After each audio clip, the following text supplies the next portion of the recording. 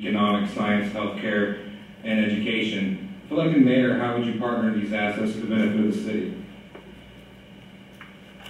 It's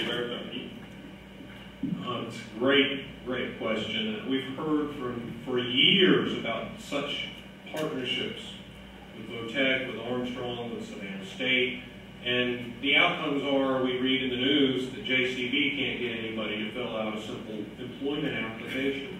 So we have many shortcomings, and why it is that the city has not taken a proactive approach in reaching out to the organizations for higher education, to do something for our youth and young people. It's beyond me why that hasn't happened. I've heard about it election cycle after election cycle, yet we have the miserable results that we have today.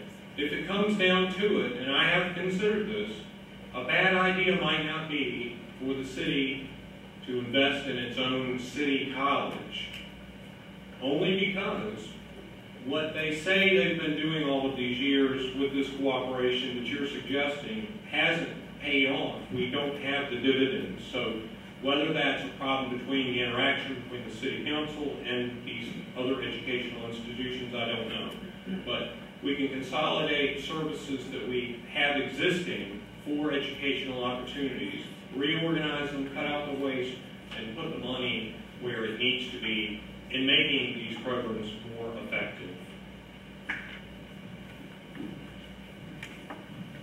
Mr. Johnson, there is a program in place that is called Workforce Readiness that Georgia has and is in cooperation and conjunction with VOTEC, as well as we implement it also with various aspects with Savannah State and Armstrong, etc. It needs to be expanded, and what it means is when somebody graduates from that, they can present to an employer that they are certified as work ready. And that's what we need, is a mayor who's going to go out and sell this community to the prospective employers that we have the workforce here. In addition, the labor unions have certified welders, certified electricians that are very highly skilled, and they have apprenticeship programs that we need to take more advantage of. We need to coordinate what they have with the universities and for research and development and for doing what we call skilling people up for the jobs that we anticipate coming into this region.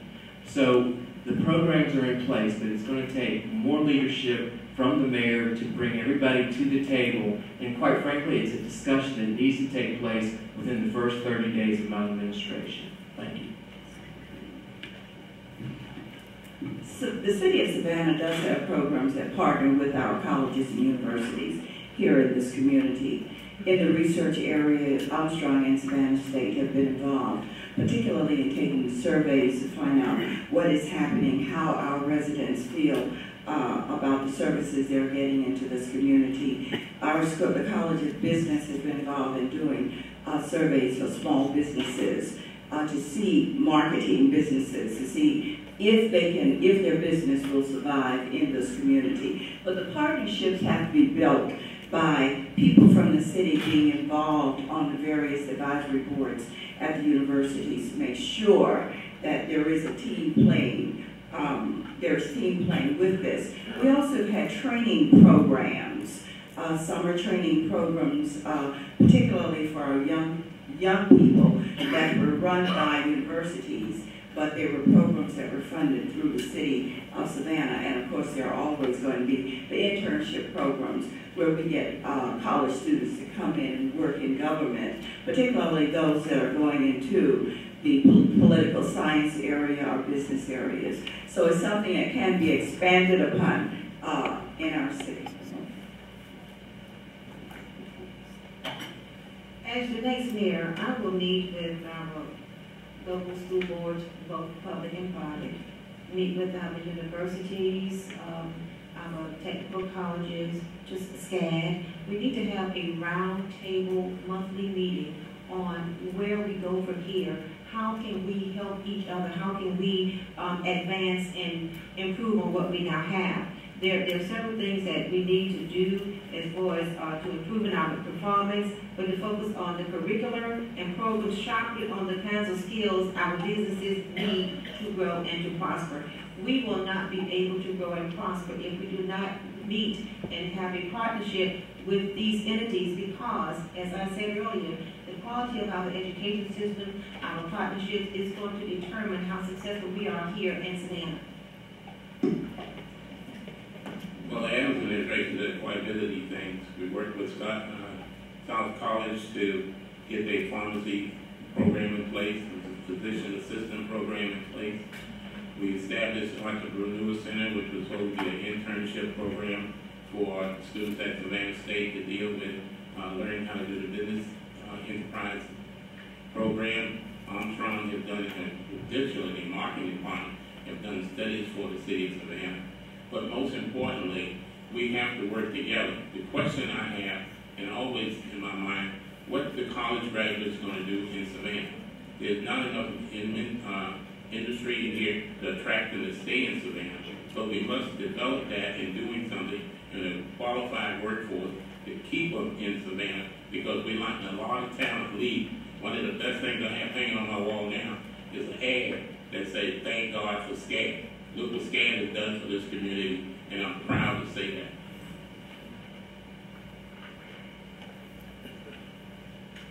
I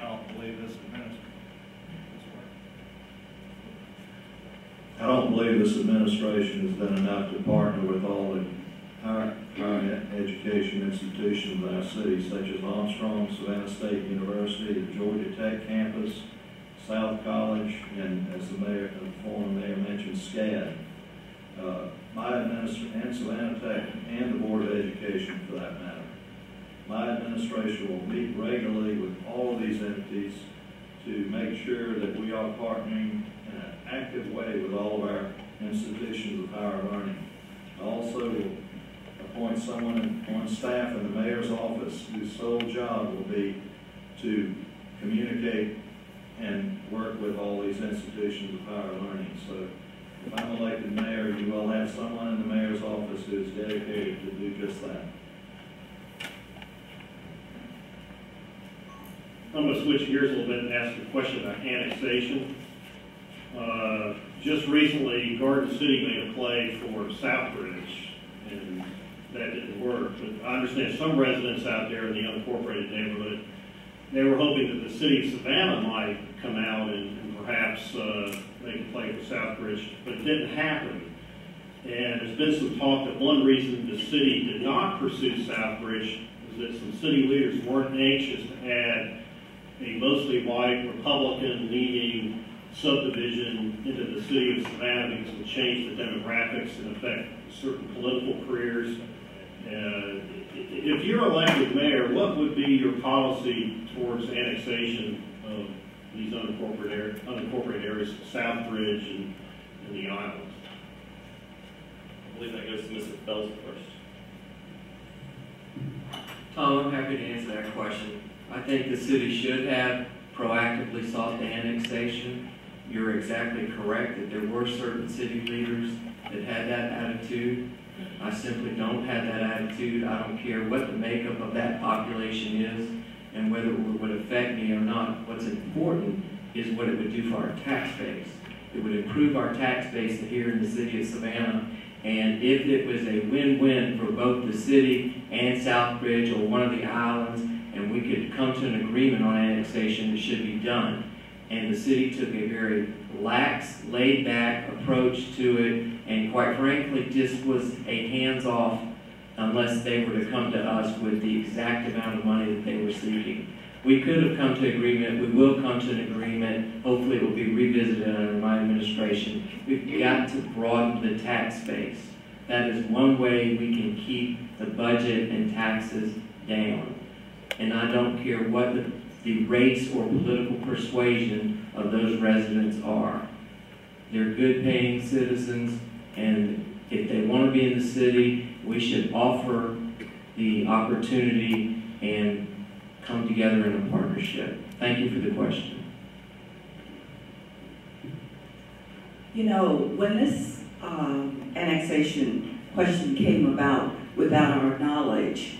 I do feel that and Southbridge really wanted to annex into one of the other areas. I have no problems with getting a dialogue with any area of this community coming together, because I agree with Jeff. We do have to expand our tax base. We've done it in other areas, and we can do it in the city. It doesn't matter about race, creed, color, or anything of that nature when you're talking about it, particularly party politics. Sometimes I think we get too wrapped up in this party politics kind of stuff until we're moving in all different direction and we're not handling the questions that really should be handled. But I do hope that when I become the mayor that we can sit down at the table with all of the people that want to become annexed or not want to become annexed into the city of Savannah. And let's see where it will go from there. But I also feel that that should be a decision made by the voters and not by the mayor and city council at this time. Some years ago when I served in the Georgia State Senate, the municipalities got together to decide who was going to annex what properties. And during that particular time, it was agreed that Savannah would annex the property out near Pooler, the Jiminy Loach Parkway. I think that those partnerships and cooperation can happen again, but it does have to go to the legislators. They're the ones that have to approve annexation of any properties. I also believe that it should be on due referendum, wherein if the people that you want to annex, if people are there. Because when we annexed the Jiminy Loach Parkway area, there weren't any people there, just land. Now there are about 3,000 voters there. So we would have to definitely talk with our legislators. I have a good rapport with our legislators in Atlanta, so that when we need to talk about and get to the table to talk about annexation again, we will take the correct procedures and steps, and it will be something that we can agree on with the other municipalities. It's happened before, and it can happen again, as long as you have respect for each other. I promoted annexation when I was mayor. Promoted it very strongly. And I ran into criticism because they said I'll be like diluting the vote in this community. I didn't care, because I wanted this city to have some money. That's the bottom line. You can't grow with a broke city, regardless of who lives there. We approach people may not realize that city of Savannah's limits go right down the middle of the Forest Road. We approached the people at Southbridge many years ago, and we determined then if you had a home $250,000, you can break even by coming in the city by saving on your police protection, your fire protection, and your garbage. Also, Southbridge presently is being served by city water, so they pay a surcharge for the water. So we talked to them, but they wanted basically at that time to maintain a gated community. We decided we weren't going that route, and plus majority of them decided not to come into the city because it has to be a dual referendum now. The city of Savannah has to vote for it, and the residents have to vote for it. We were able to annex a lot of land because we controlled the water, and people wanted to come in the city of Savannah to get the water. Thank you. I'll have to agree with Mr. Felser on this issue. I think that this city administration shied away from or rejected any idea of annexing or talking to the people of Southbridge about annexation because of demographic reasons. I think it should be put up to the voters, and if the people in Southbridge decide they want to come into the city of Savannah to increase our tax base and enjoy city services, I think we ought to do it, and without regard to who lives there. This is a very interesting question. We've been in the business of annexing property now for a long time. South of I-16 and west of 95 is New Hampstead. You know, talk about pie in the sky. The city dreamed of eventually earning $25 million to expand their tax base. So and furtherance of that, they installed $15 million worth of water and sewer lines. Well, the property development never came. And you, the taxpayers, will probably never see a return on that $15 million worth of investment. It's still sitting out there in the ground today.